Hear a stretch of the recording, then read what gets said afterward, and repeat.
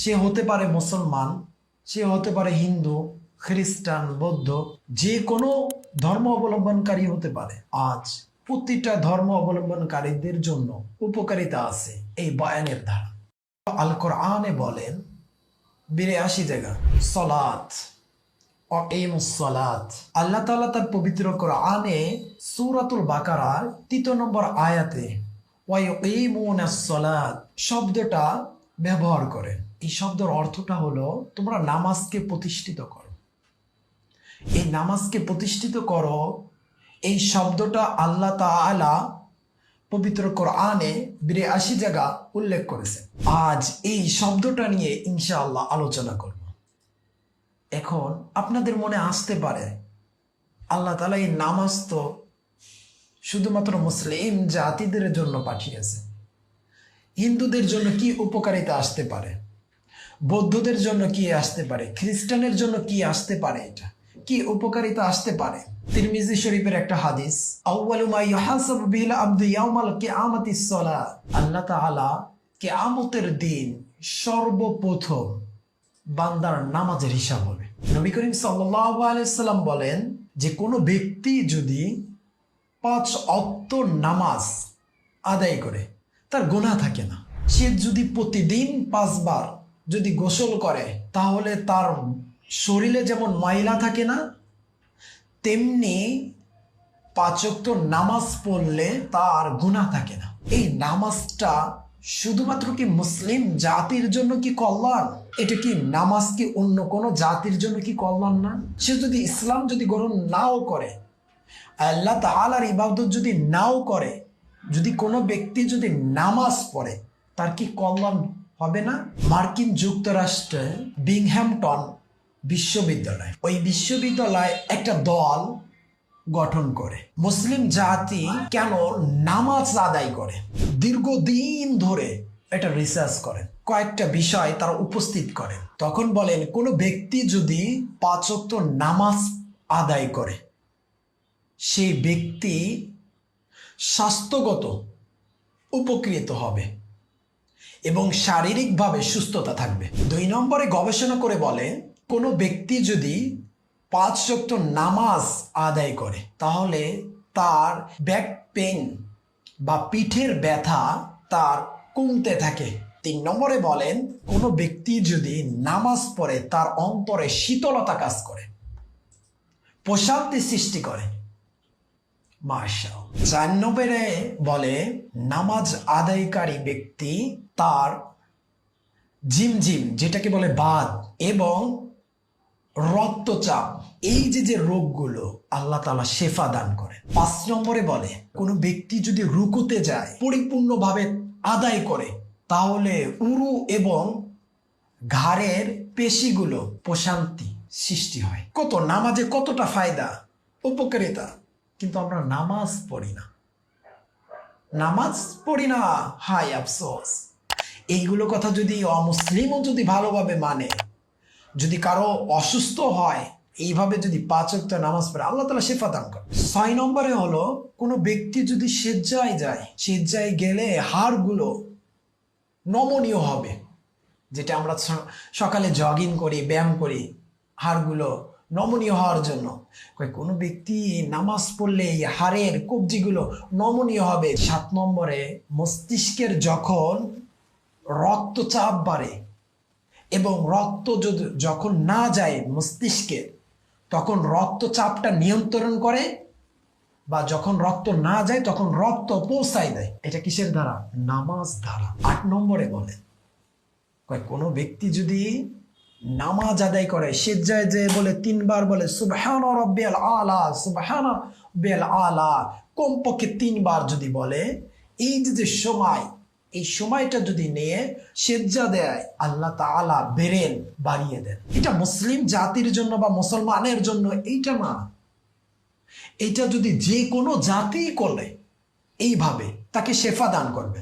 আমি যখন ৮ নম্বরটা পড়লাম তখন যে ব্যক্তি সেজ্জা যে সুবহানা রাব্বিয়াল আলা বলবে, এই যে সময়টা, এই সময়টা নেবে তার মস্তিষ্কের ব্রেন বৃদ্ধি করে দিবে। তখন আমার একটা কথা মনে পড়ে গেল, আমাদের কেন হুজুররা, আমাদের টিচাররা কেন আমাদের নামাজের কথা বেশি বেশি বলতেন? তোমাদের ব্রেন বৃদ্ধি করো, নামাজ পড়ো, ব্রেনকে আরো বৃদ্ধি করো, আরো বেশি নামাজ পড়ো। আমি বুঝতাম না। আমার এখনো মনে আছে, যখন আমি হেফস বিভাগে ছিলাম, তখন আমাদের টিচাররা আমাদের আজানের পূর্বে, ফজরের আজানের পূর্বে উঠাই দিতেন। তখন বলতেন, তোমরা নামাজ পড়ো, কমপক্ষে 2 রেকাত নামাজ পড়ো। তখন আমরা 2 রেকাত নামাজ পড়ে আমরা পড়া শুরু করতাম। আমি তখন বুঝতাম না নামাজ কেন পড়াচ্ছে, আর জিজ্ঞাসাও করতাম না হুজুর নামাজ কেন পড়াচ্ছে। মনে মনে ভাবতাম মনে হয় আল্লাহ তাআলার নৈকট্য লাভের জন্য। বাট আমরা তো সবসময় মাদ্রাসার হালাতে থাকতাম, কখনো নামাজ কাজা বা কখনো গুনার দিকে যাইতাম না। এতটা থাকার পরও আমাদের কেন, যখন দেখলাম নামাজ পড়লে মস্তিষ্কের ব্রেন বৃদ্ধি করে দেয় আল্লাহ তাআলা। আল্লাহ তাআলা কি ব্রেন বৃদ্ধি করে দেয়, আর তার জন্যই মনে হয় টিচাররা এই ফজরের নামাজের পূর্বে আমাদের নামাজ পড়াইতেন। নামাজ পড়া শুরু করে তারপর তোমরা পড়া শুরু করো। আর এই যখনই আমরা ফজরের নামাজ পড়ে, যেটাকে বলে সবক, নতুন পড়া শুরু করতাম, ফজরের নামাজের আগে আমরা পড়াটা কমপ্লিট করে ফেলতাম। আল্লাহ তাআলা যে হুজুররা আমাদের পিছে থেকে মেহনত করছে, তাদের জন্য দোয়া করি আল্লাহ তাআলা তাদের হায়াতে তয়বা দান করুক। এই নামাজ পড়লে অমুসলিম অন্য অন্য জাতিদের কি ফায়দা হইতে পারে, কি উপকৃত হতে পারে? তারা নামাজ যদি, ইসলাম যদি কবুল নাও করে, এই যে 8টা বললাম, এইগুলো সে যদি ইসলাম কবুল যদি নাও করে, তাও আল্লাহ তাআলা দিবেন। আল্লাহ তাআলা তার পবিত্র কোরআনে বলেন সূরাতুল বাকারার, ওয়ায়ুকিমুনাস সালাত, নামাজ প্রতিষ্ঠিত করো। এইটা কেন? আমার পূর্বের কথাগুলো ছিল হলো নামাজের আমাদের কি কি ফায়দা অমুসলিম এবং মুসলমানদের জন্য, আর আল্লাহ তাআলা নামাজকে কায়েম করা বা প্রতিষ্ঠিত করার জন্য কি বললেন? প্রতিষ্ঠিত করা আর নামাজ পড়া একটা ভিন্ন। আমি অমুসলিমদেরকে বলবো নামাজ পড়েন আপনারা, প্রতিষ্ঠিত করা লাগবে না। আর মুসলিম জাতিকে বলবো আপনারা নামাজকে প্রতিষ্ঠিত করেন, আপনারা নামাজকে প্রতিষ্ঠিত করেন। কারণ নামাজ প্রতিষ্ঠিত করা আর নামাজ পড়ার মধ্যে অনেক পার্থক্য। নামাজ পড়বে হলো তো সুস্থতার জন্য, শরীরকে সুস্থ রাখার জন্য।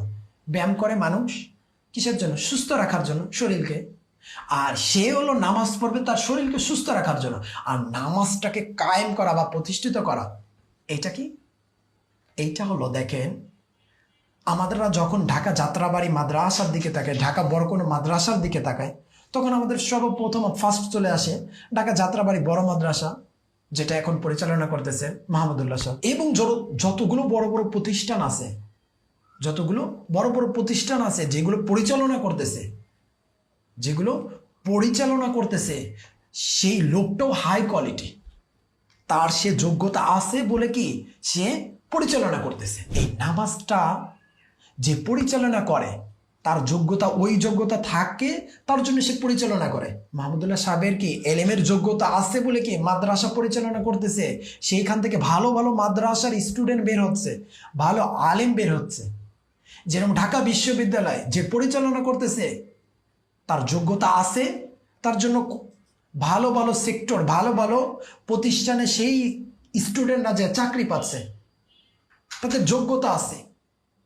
সেই টিচারের যোগ্যতা আছে যে পরিচালনা করতেছে। এখন এই পরিচালনা, এই নামাজটাকে প্রতিষ্ঠিত করা। আমার ফ্যামিলিতে 5 জন লোক, এই 5 জন লোক শুধুমাত্র আমিই নামাজ পড়তেছি। যখন আমি নামাজের দাওয়াত দিচ্ছি, তখন কি আমি আরো গর্জিয়াস হচ্ছে, আমি আরো পরিবর্তন হচ্ছি।